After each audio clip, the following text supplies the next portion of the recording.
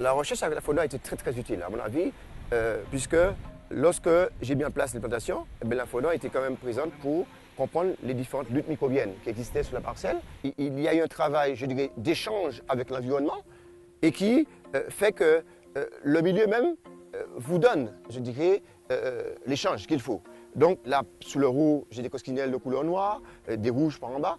Donc le milieu est en train de se préparer tout doucement pour recevoir différents types de petites bébêtes, comme on dit en termes, et qui créent cette lutte microbienne. Donc, on voit bien que quand on met l'espace en condition de développement microbien, adapté à la lutte microbienne, eh bien, on obtient un résultat qui est satisfaisant.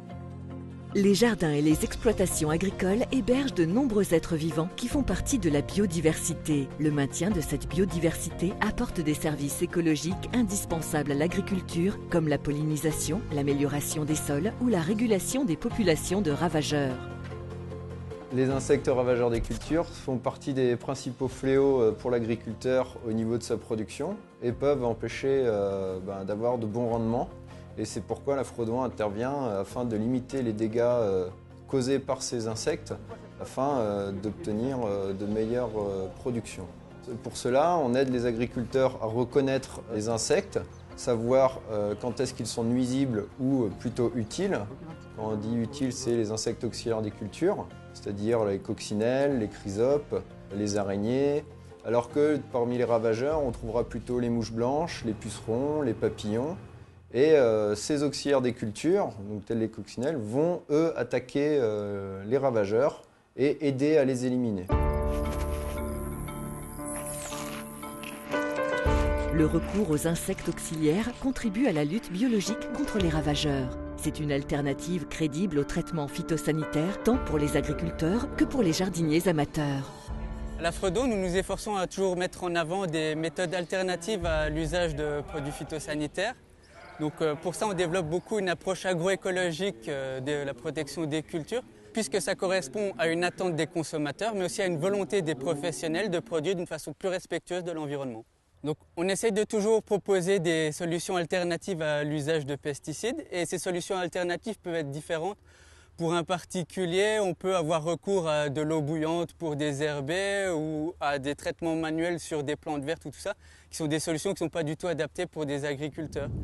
Pour les professionnels, on peut proposer des dispositifs plus élaborés tels que la mise en place de haies, de zones refuges ou de jachères assainissantes.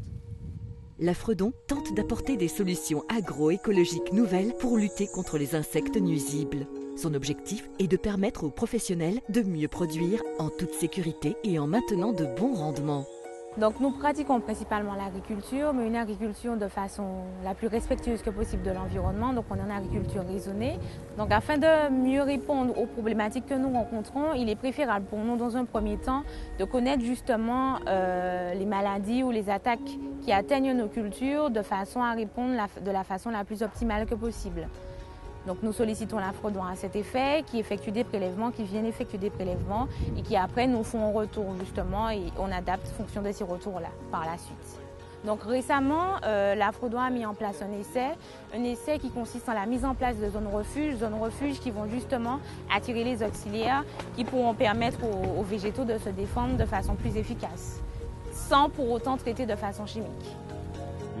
Favoriser les auxiliaires participe à la protection des cultures.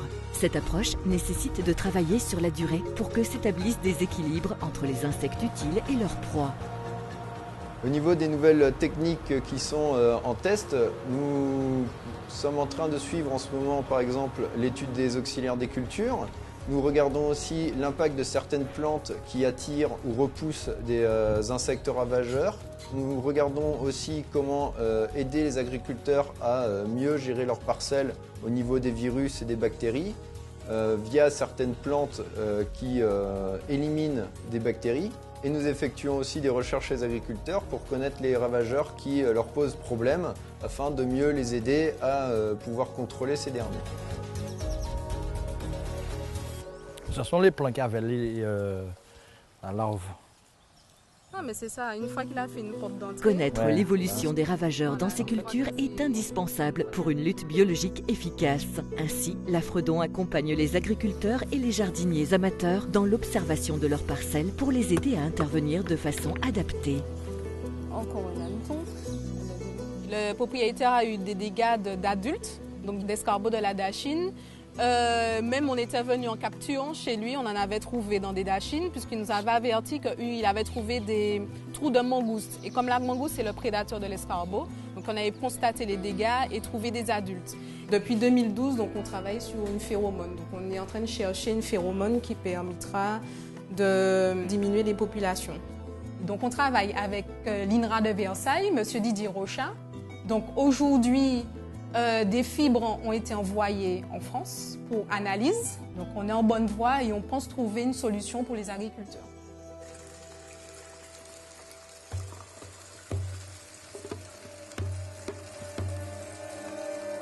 À la Fredon Martinique, nous travaillons sur comment favoriser les insectes utiles, tels les coccinelles ou bien les guêpes parasitoïdes.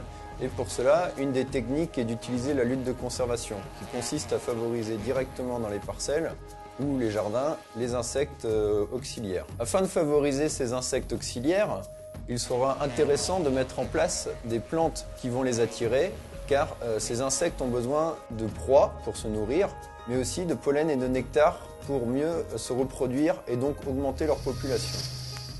Les plantes à utiliser peuvent être le sorgho, le maïs, le tournesol, le fenouil ou bien les œillets d'Inde. Comment mettre en place ces zones refuges? C'est très simple, il suffit de mettre à différents endroits ces plantes attractives afin d'apporter un peu partout sur l'exploitation agricole ou dans le jardin de la nourriture aux insectes utiles.